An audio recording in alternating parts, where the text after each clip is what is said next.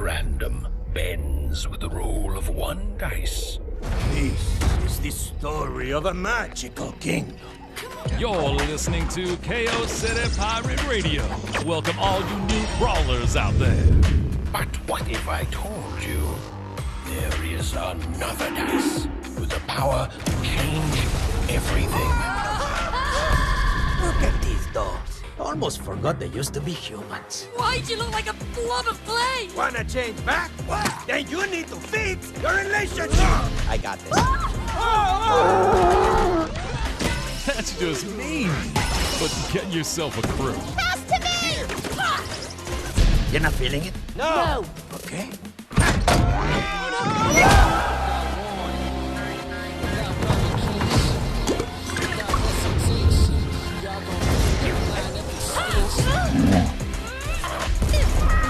No, Dicey. They should be scared of us.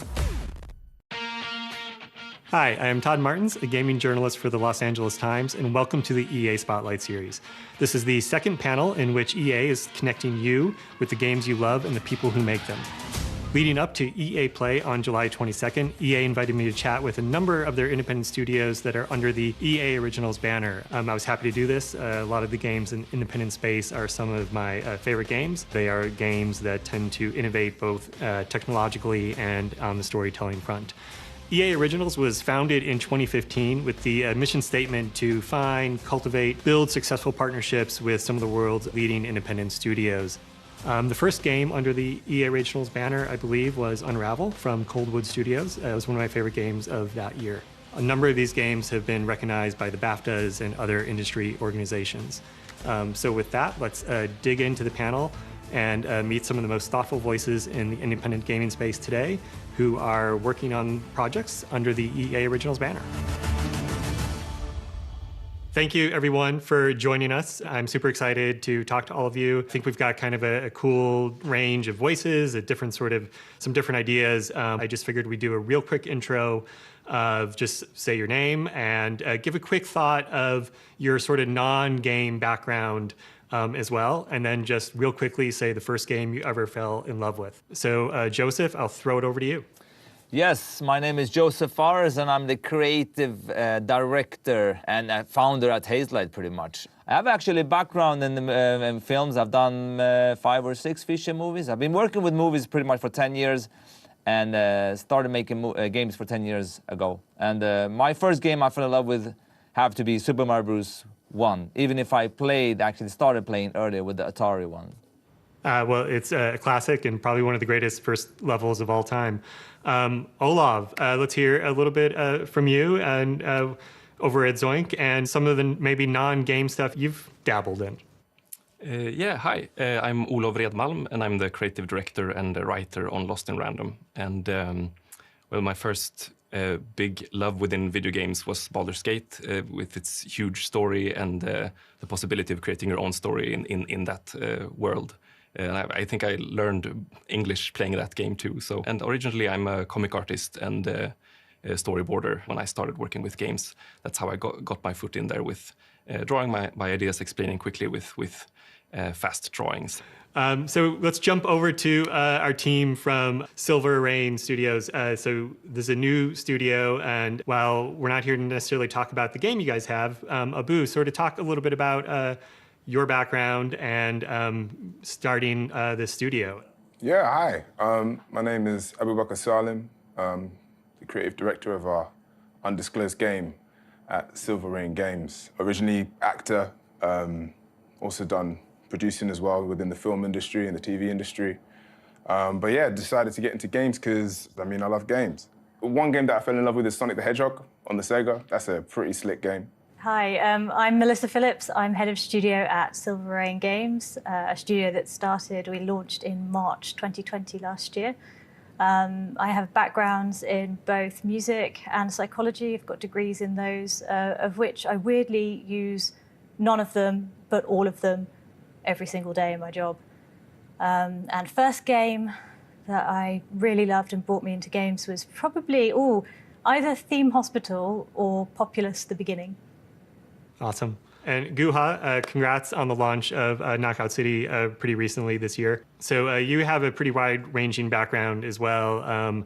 I think a lot of people know some of your background in the tech side of games, but yeah, just give us a quick sort of intro on your world and your expertise and the first game you fell in love with. Thank you, Todd.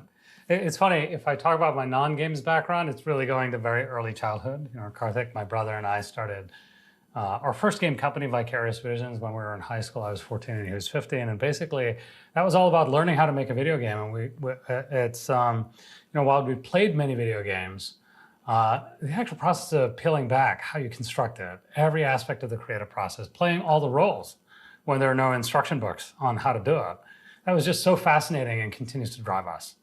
And so with Velan Studios, our mission is really to find those new types of interactivity that the people that are really unexpected. People really wonder where they come from, and you really need to get your hands on them to be able to understand it. Now, back in the day, what really got me interested was a game called Starflight 2. Actually, I played Starflight 1 after 2. It was a PC game, MS-DOS at the time. But it just showed with even limited technology, you could really open the imagination and make non-linear narrative where you really put the player as the hero and as the center of an adventure and the center of a progression. And that unlocks so much for us. So I don't want to put the new studio on the spot, but I guess I'm going to do that a little bit. Abu, just talk a little bit about, you said you've loved games, but your decision to, really want to express that love by starting a studio, the journey from starting that studio to working with EA Originals, and we'll start there.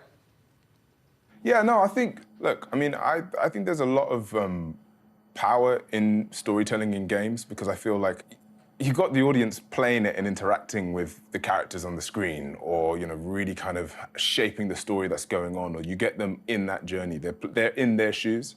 The way I kind of see it is like, I'm a storyteller by heart, right? So it's just another way or another voice or another platform to tell those stories on. It's a great journey because we're just all a bunch of kids wanting to play storytellers, right?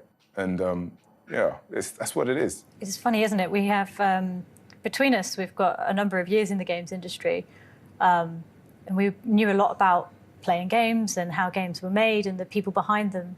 But actually being on the other side now, it's been a whole learning experience. The last year has been a baptism of fire, I guess, as we make mistakes, but we learn from them. And I think that's what's really lovely about the studio with Silver Rain, is that we really value the team that we have. It's an incredible team, just over 30 people now, and still growing.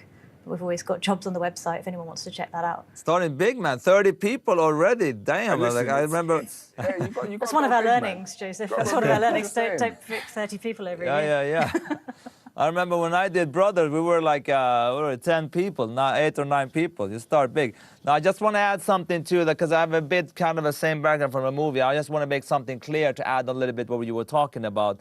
For me, these two are two entirely different mediums. It's very important to remember that, because one is interactive and one is passive. Because one thing I've learned is that games are not movies. And I think sometimes it's the opposite. When you like want to make a game that's closer to a movie, there are two entirely different mediums. You could get inspired from each other, but the way, for instance, to write a book or to write a screenplay are two entirely different ways of writing stuff. And this is what we need to do for games as well. So I'm a super optimist in impactful stories and and emotional impacts on people in the future. We're just there. We're just like scratching the surface. We had a dark period in games, and it occurred between like 2000 approximately and 2010, where there was a notion among companies that you would see the film and then play the game, as if the interactivity would be the same as a linear medium. And you try to capture empathy like affection and love and drama and tension between a boy and a girl, but with mechanics like shooting and action.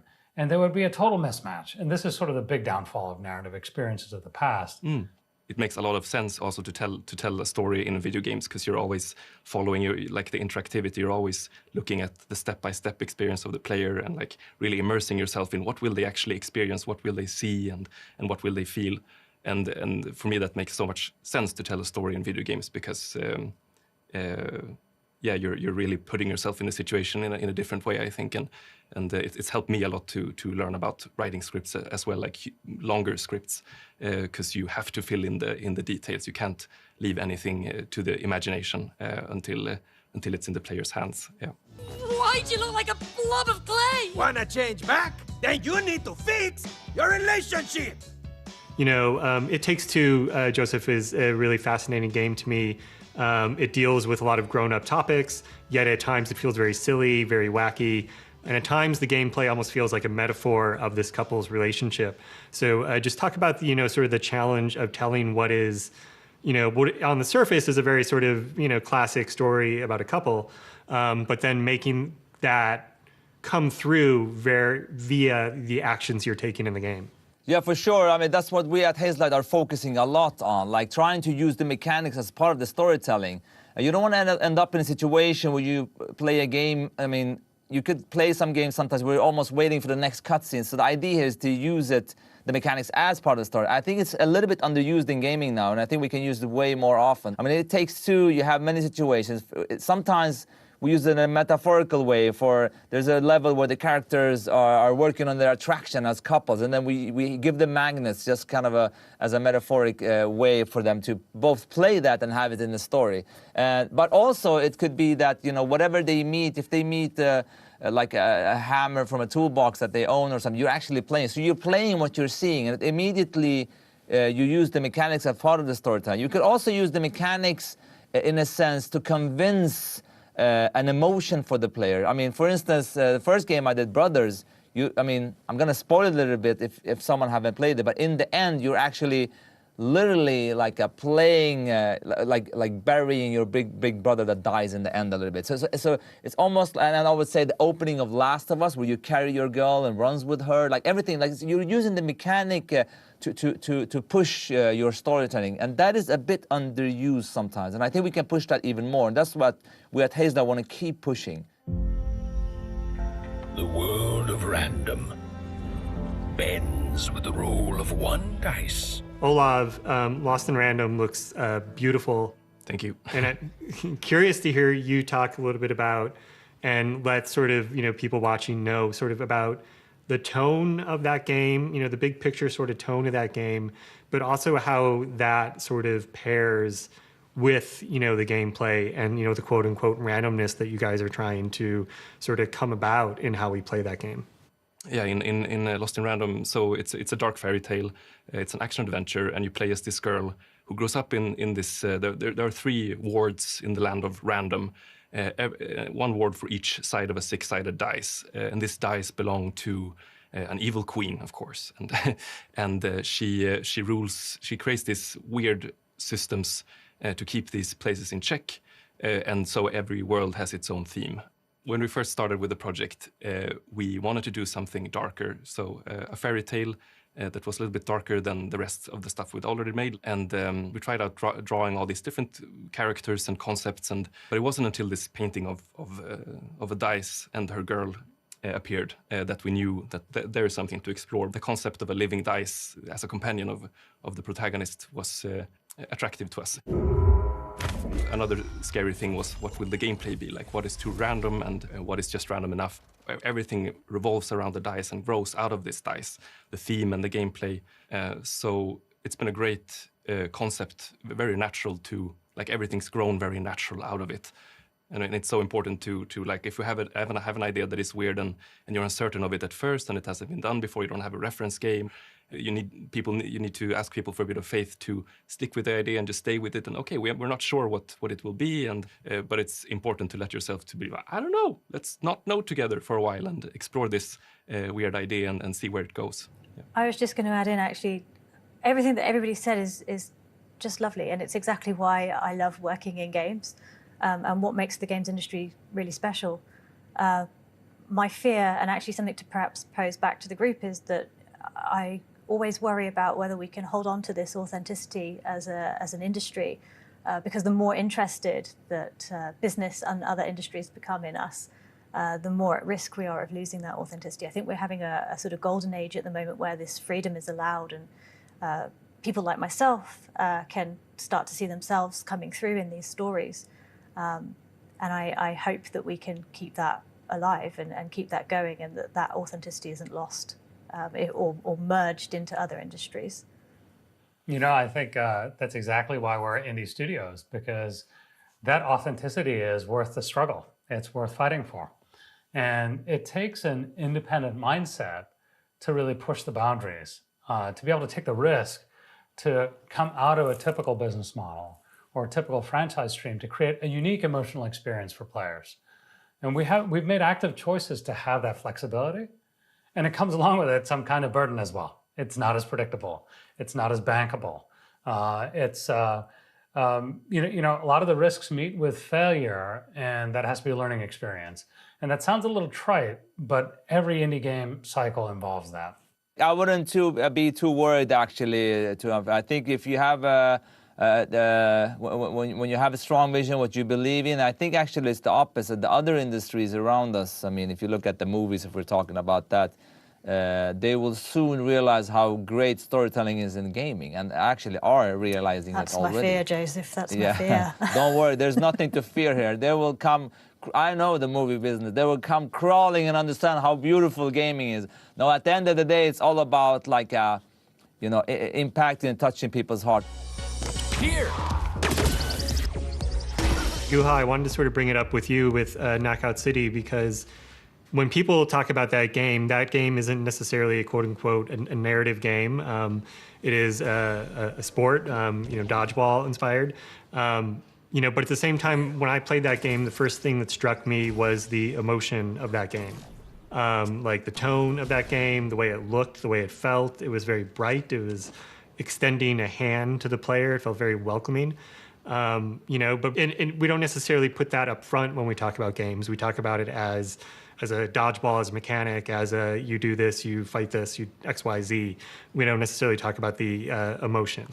You know, it's a great point, and it's actually one of the ways that we center discovery at Velan Studios, which is when we create something that feels like the core of something new, a game worth making, we try to ask the question, how do you feel?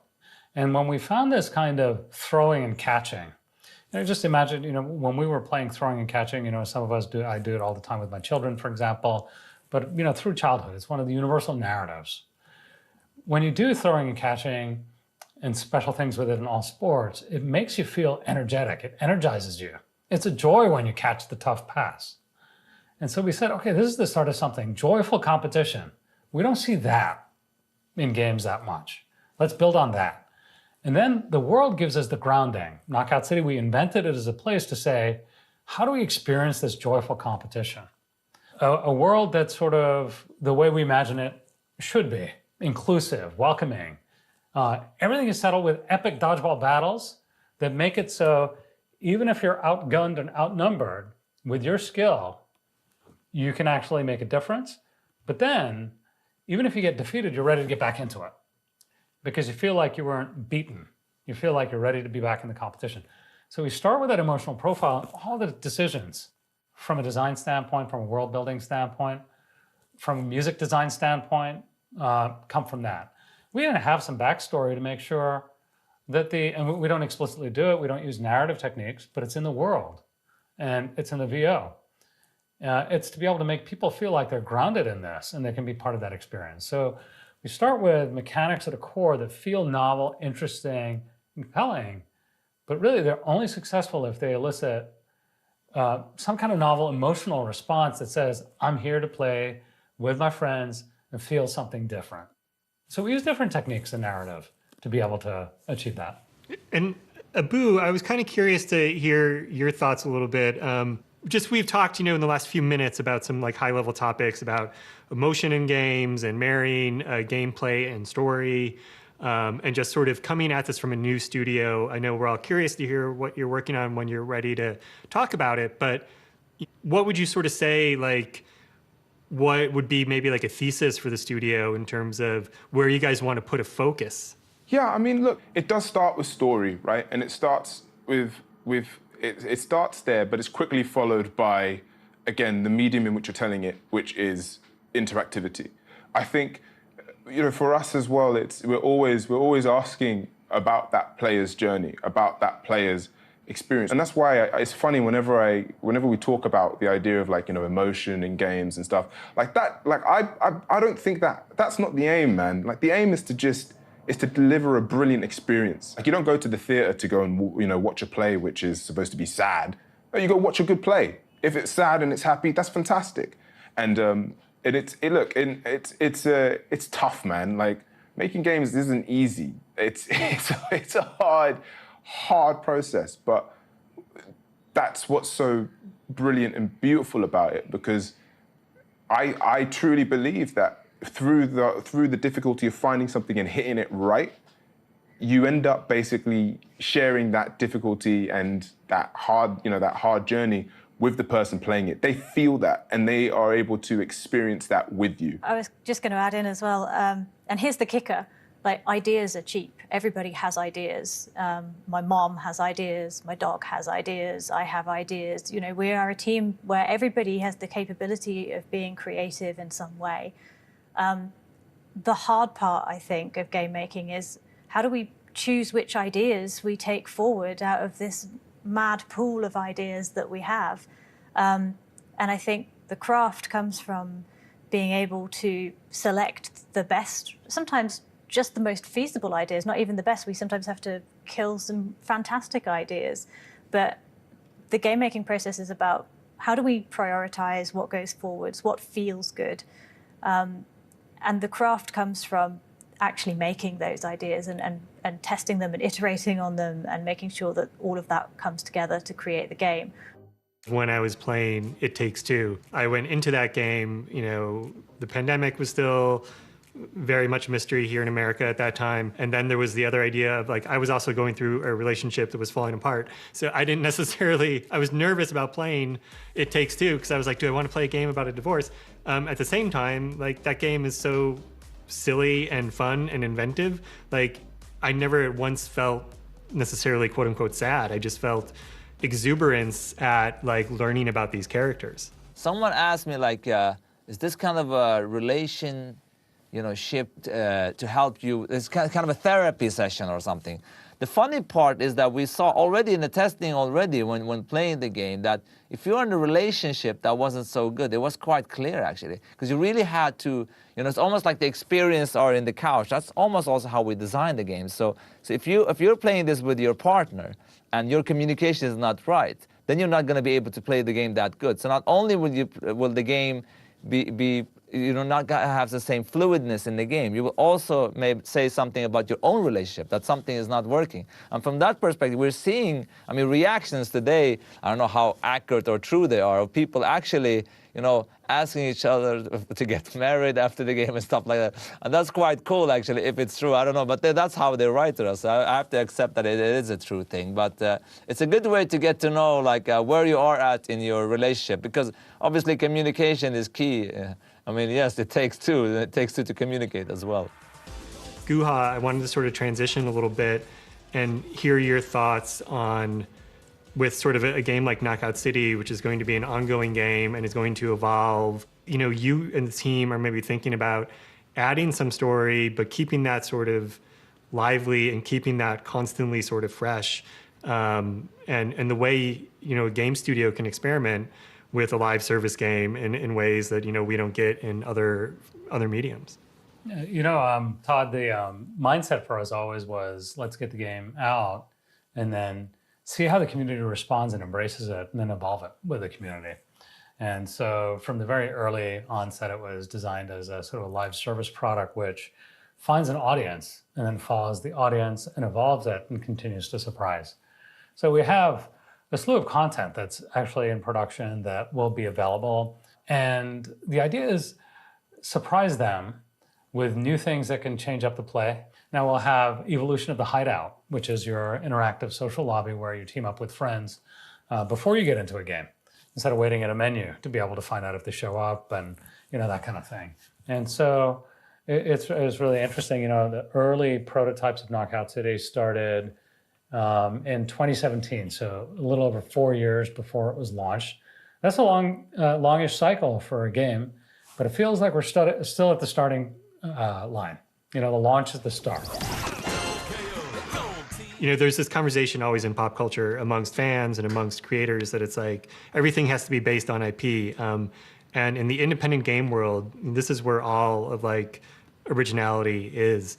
You know, and I was kind of curious, Olov, to hear, you know, you talk a little bit about the studio and deciding on Lost in Random, and like what was the sense of, you know, because as Melissa was saying earlier, like everybody has ideas. So what was the sense of like, this is something that we can experiment with, both as a studio, that we can experiment with as artists, but something we feel good about, you know, committing, you know, X amount of years of our lives to? For me personally, of course, there's great value in looking at the market and what people are playing right now, but people won't be playing what they are now in a couple of years. So why not just go with what's fun and weird in the moment? It's a very arts-driven studio, always has been, Zoink. Driven by Klaus Lyngeled, who's now the head of development, and he's usually the guy like while we're sweating and finishing the previous game. He's like, guys, what do you think about a giant ghost in VR? And we're like, yeah, we gotta finish this thing first, but sounds great. Give us some time and digest it. Abu already said also we're all just kids playing like, oh, then this guy comes and he fights this guy and they're brothers actually, and why? Like that kind of energy you want to bring to creating video games, I think. So yeah, just go with that creative joy, and for us, it started out with wanting to try out something darker, like I already said, and our longing for a fantasy and a saga, and you know, we looked at grim fairy tales and we have Over the Garden Wall and stuff like that. And even if the idea at first makes everyone go, ah, really? Okay, a dice with legs and arms, and okay, let's taste it for a bit, and like, don't be afraid of the can of worms. Yeah, I guess is the message. Yeah. Just wanted to say, like, that is actually a perfect sort of analogy in a way of what the originals like team do in regards of like, they're not afraid to take a risk. Like you will come in with a crazy idea and you'll come in with something quite out there, something that's not really necessarily been seen or sounds dangerous or sounds hard, and they will be like, you know what, go for it. They give you that space and room to play, which is so beautiful and rare to see in a lot of spaces in the arts. Look, I'm doing a show at the moment out here called Raised by Wolves, and the first 2 episodes of the season. Thanks. You were great. The first. I've been waiting to say that for so long. Sorry. Thank you.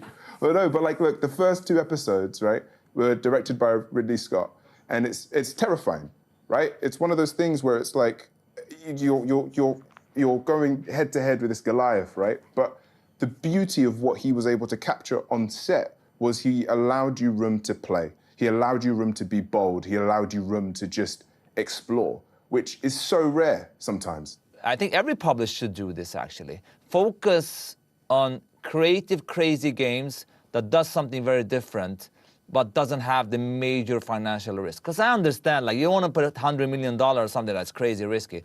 However, though, those smaller games that are crazy and more creative adventure, you can actually see stuff functioning and working, and then you can actually inspire the AAA also as well. You know, Joseph, I want to look at that and say, you know, it's not just about inspiring AAA, it's about saying, you know, all new novel concepts can start small. You know, it's the kind of the simple as hard concept. You know, when we wrote if you write the concept for Knockout City on a piece of paper, people will be like, I'm going to play this action game with dodgeballs. Give me a gun. I think I know how to do that. And so that's typically the response for that. But the concept itself can be proven out at a small scale, and the concept itself can grow. And it can be grown by you, Joseph, in your context, by us from a Knockout City standpoint. But it's the ability to recognize that something special.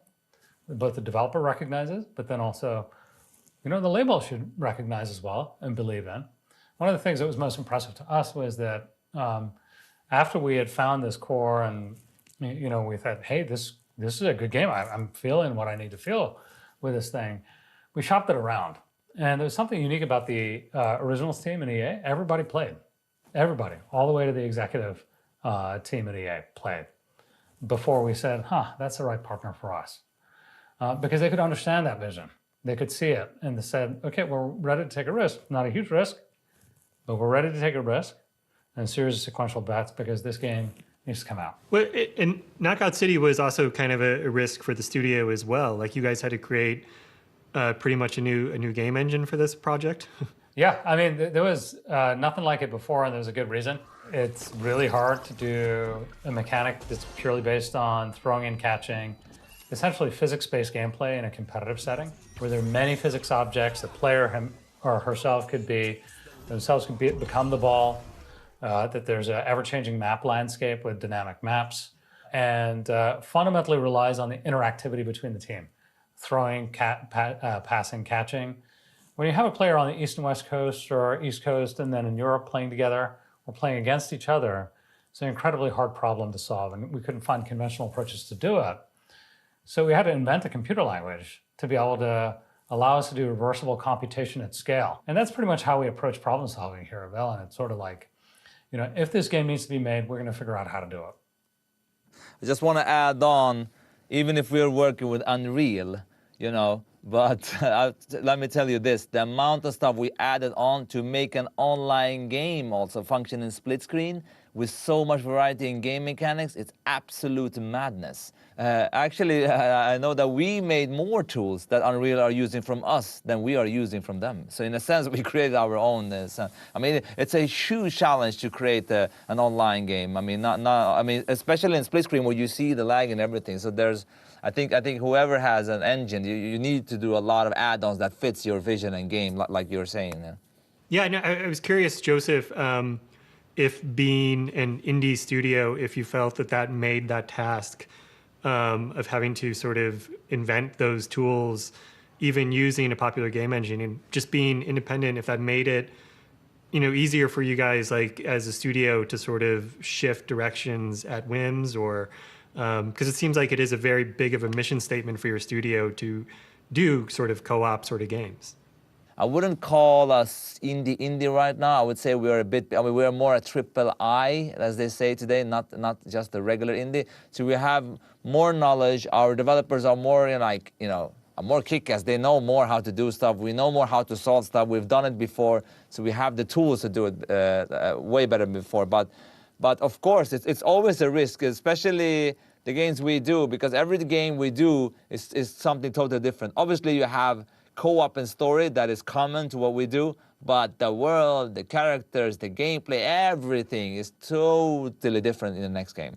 Let me tell you, it will blow people's mind, actually. I'm ready to hear about it. Are you really? Are you ready? Can you handle it? That's what I'm telling you, man.